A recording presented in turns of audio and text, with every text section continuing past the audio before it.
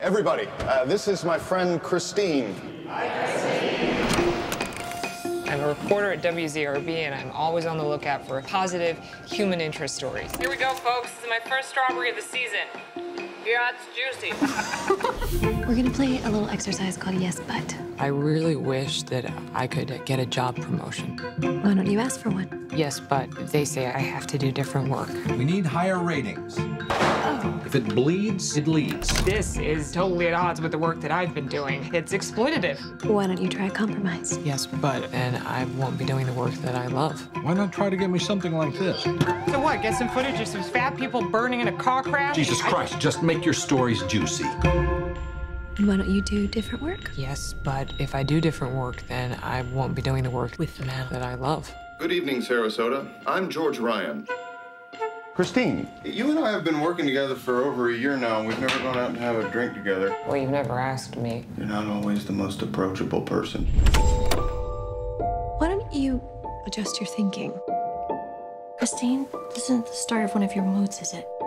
Have you seen the flowers? They're fake! Sums up the whole operation! Christine, go home!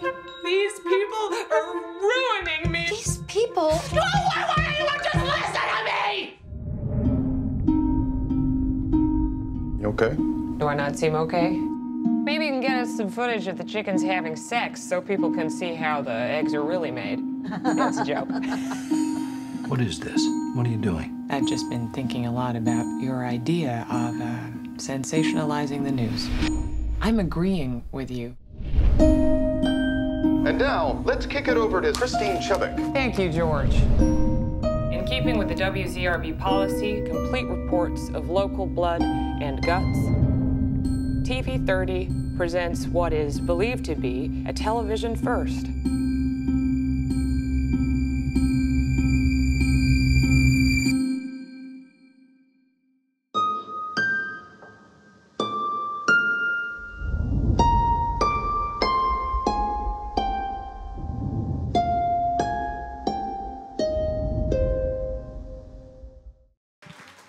Rebecca, thank you so much for being here. Thank you for having me again. This is a movie that I love. I saw it at Sundance. I interviewed you there, and it's a movie that I love so much that I feel like I have trouble with interviews because I just want to praise it effusively rather than pose any questions to you. That's good. You can do that. Okay, step aside, Rebecca. The movie Christine.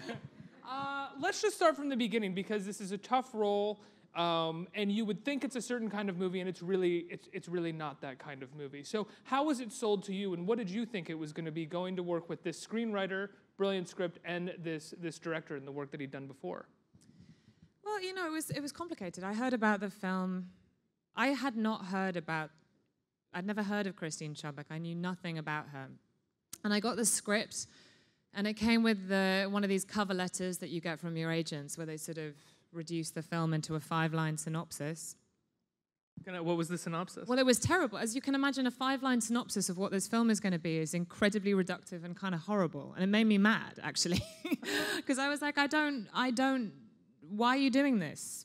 Oh, you two men, about this film about a woman. It's like, why are you doing this? Is it because you think it's cool? Is this exploitation? What is this? And then actually, I don't know how profound it was profound to me, but I had this realization that without this film, without making this film, Christine Chubbuck is that 5 lines of reductive horror. It's sort of, it's cultish, it's something other.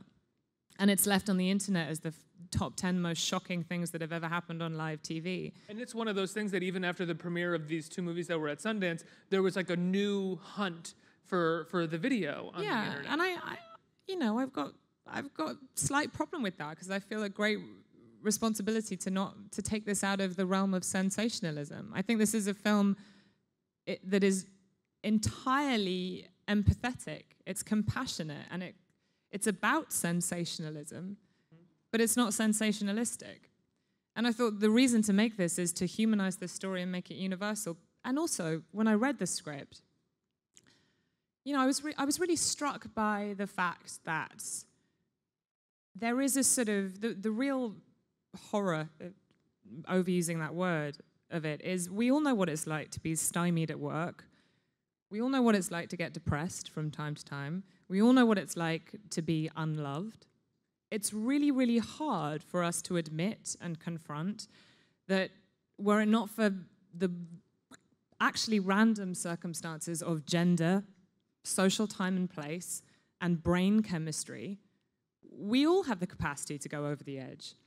And that's... I think most of us who are in touch with that aspect of ourselves are usually in fear of going over that edge at regular times, you know? Like, this could be the moment where I make that decision that just sends everything cascading over to the wrong side. Yeah, and this is the film, I think, does a wonderful job of showing a group of people, not just Christine, who are all struggling with what it is to be human and get by in the world and do a good job of being themselves. And they're all succeeding or failing at it in varying and less degrees, but some people have better tools. You know, Christine didn't have the tools.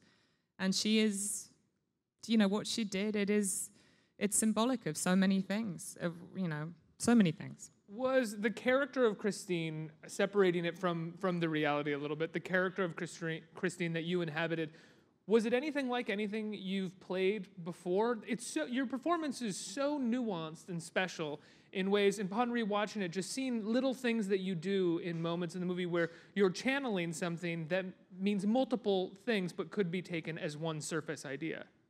Yeah, it's... Sorry, that's just diffusive praise. It's not really a question. Was there a question? No, I don't know. I could talk about it. Just so good in the movie. No, well, thank you. Thank you for saying that. And please go and see it, people. Had you ever done a performance that required sort of so many channeled nuances at one time? No, it's a very particular sort of role. I knew that going into it, I think.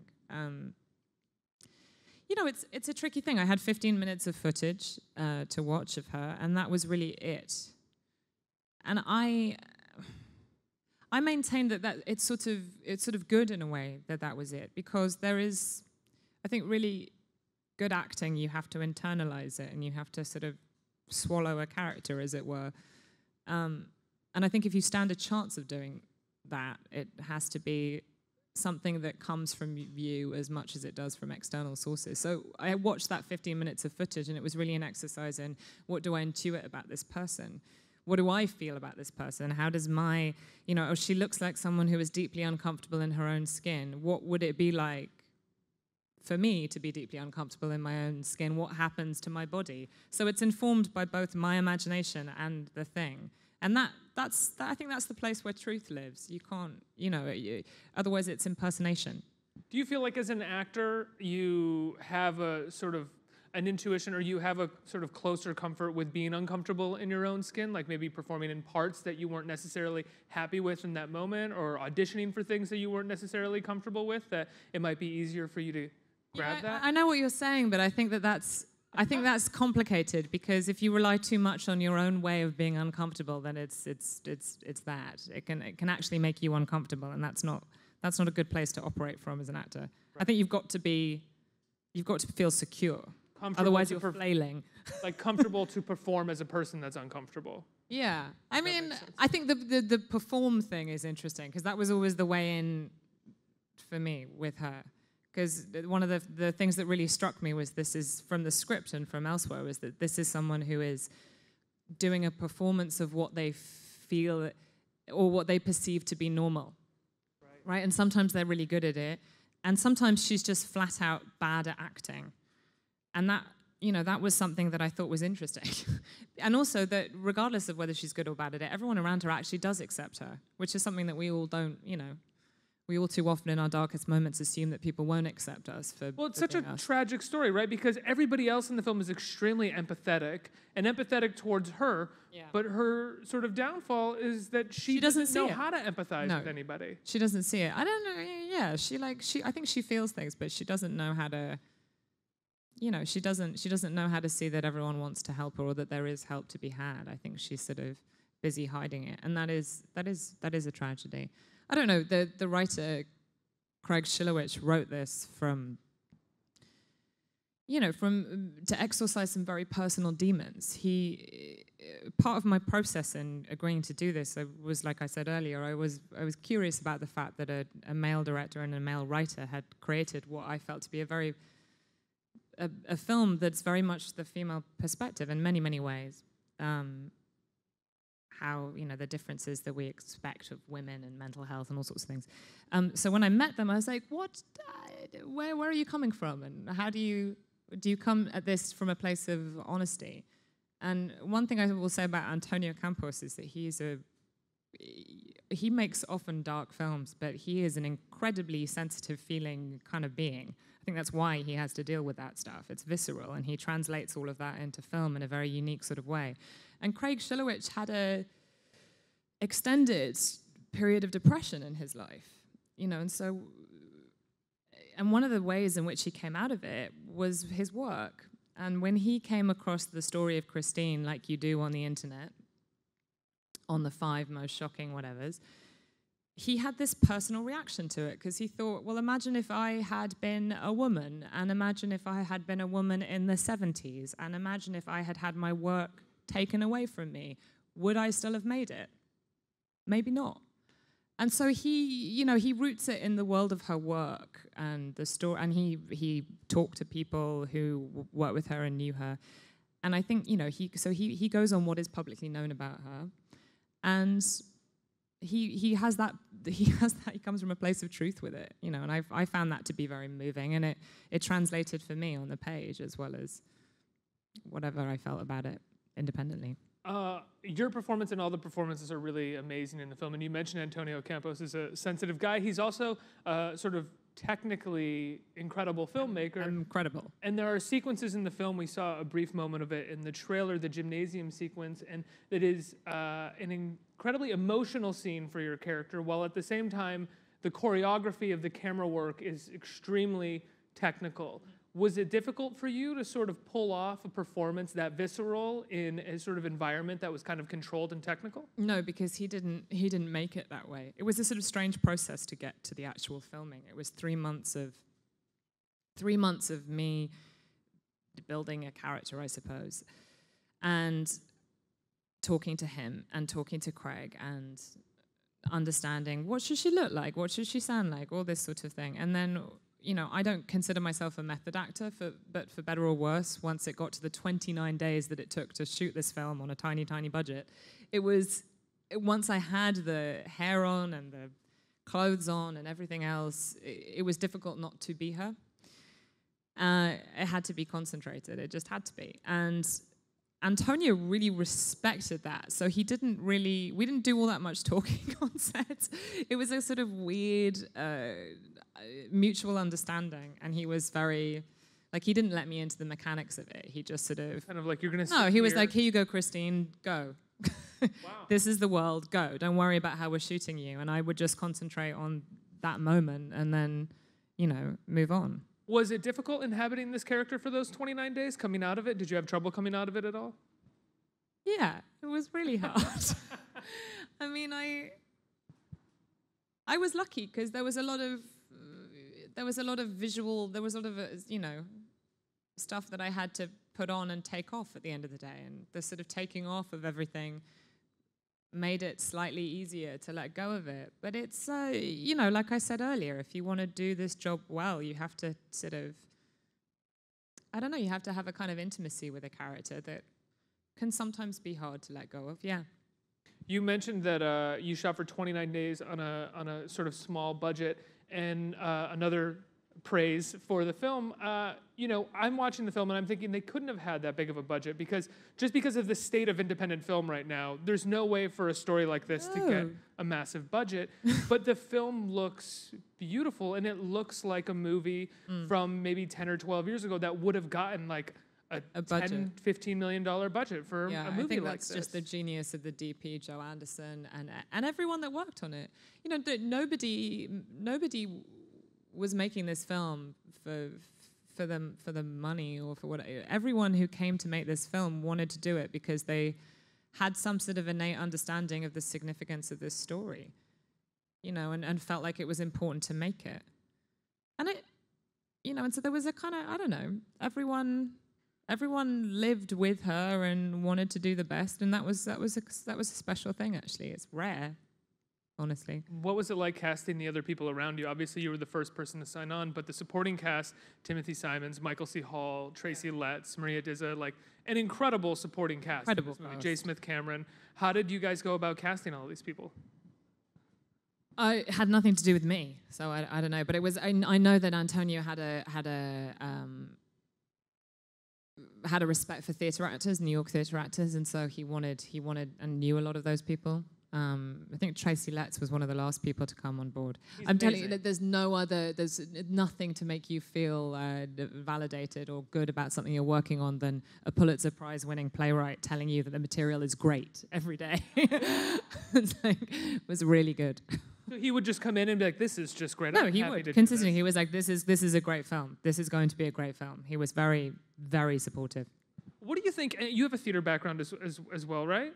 Yes. What do you think theater actors bring to the table that people who don't do theater do? I mean, there is something specifically, I would say, theatrical about the performances in this movie, and I don't mean that. Usually, that's not used as. You don't mean like they're big. I don't mean big. I just mean honed in, tight, and specific to who these characters are. Yeah, well, I think that's it. I think specificity is something that you have to find as a group. And I think if you're shooting something like a fast-paced TV show or whatever it is, and you're not, or a film actually, or an indie film for that matter, you're not. Often, a lot of times, actors assume that to do the best work, they have to save being true and save committing to the thing until it's their close-up, which means that you never find the specificity of the scene as a group. And that's a problem, because you don't know what is the truth of something unless you're all actually doing it. You can't all do it individually in a vacuum. And I think theatre actors understand that because they have to do it on stage. Now, a lot of people, when the film debuted at Sundance, started saying that there was possibility of an Oscar nomination for you, which is a weird thing to say to someone who probably just signed on to a movie because they liked the material. Yeah. But, yeah. What do you think? No, that's not where I'm going with this. Please don't ask me. I'm not doing that with you at all. But I wonder what your thoughts are on the road for a movie like this in the, for lack of a better phrase, state of movies right now, because it seems like moviegoers and even Academy members are more and more less geared towards challenging film. And I don't even think this movie is necessarily that challenging of a film. It's dark, but it's also witty and filled with life and it's about beauty. Something dark, but I think you mistake that as being what the film is, and actually what the strain that runs through the film is that of grief and compassion, and it's full of light and life. It really is. I don't know how else to put it. There is humor and love towards this person, but it's a hard sell. It's a hard sell. You know, she was a harbinger of a lot of things that we have a difficult time talking about.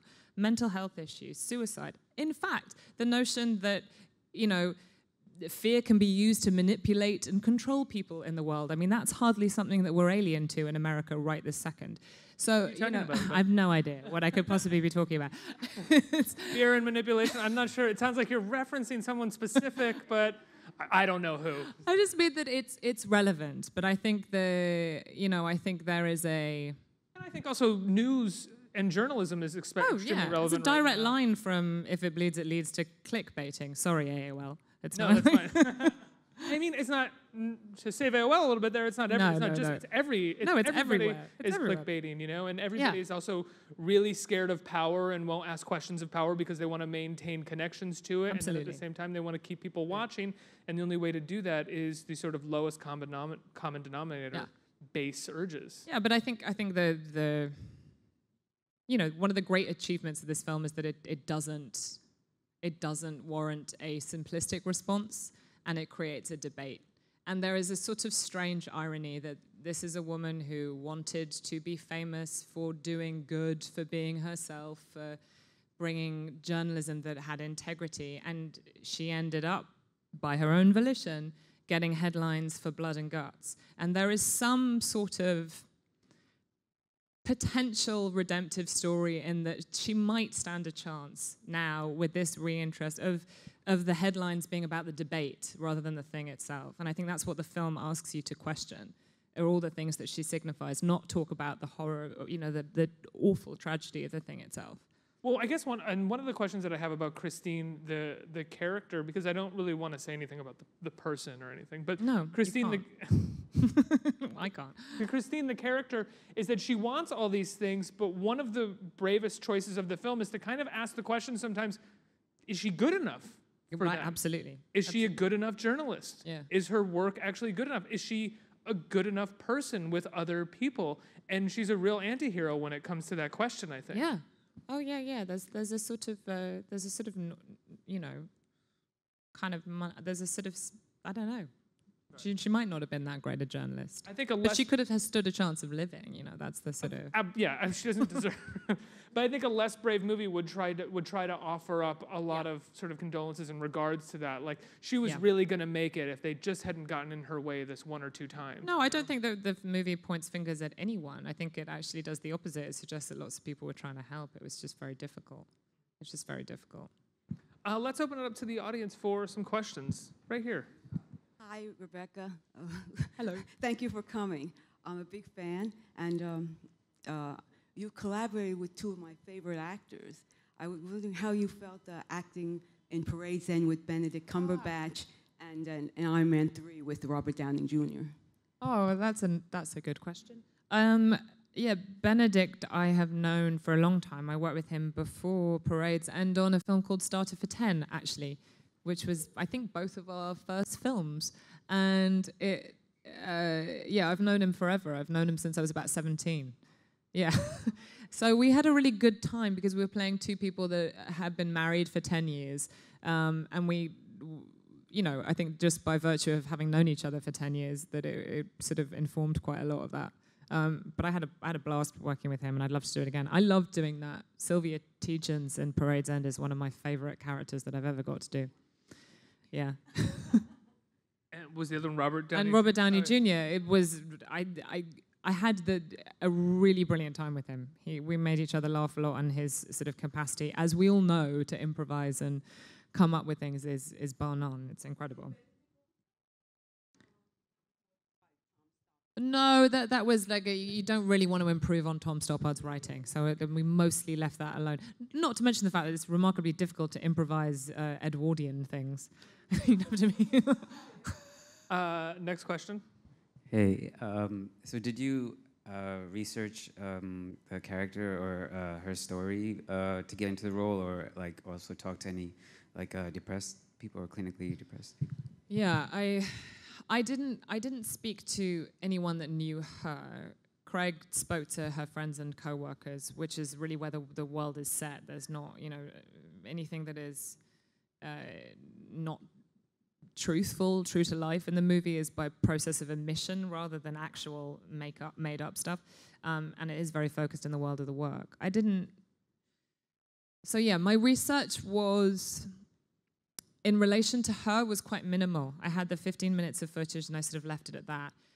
But then I did read a lot of books about depression, about borderline personality disorder, about being on a spectrum of autism, about schizoaffective disorder. I mean, so many things. But there were so many things that you could possibly diagnose her with. And I was sort of diagnosing the script in a way, and then I decided actually nobody knew, I don't know.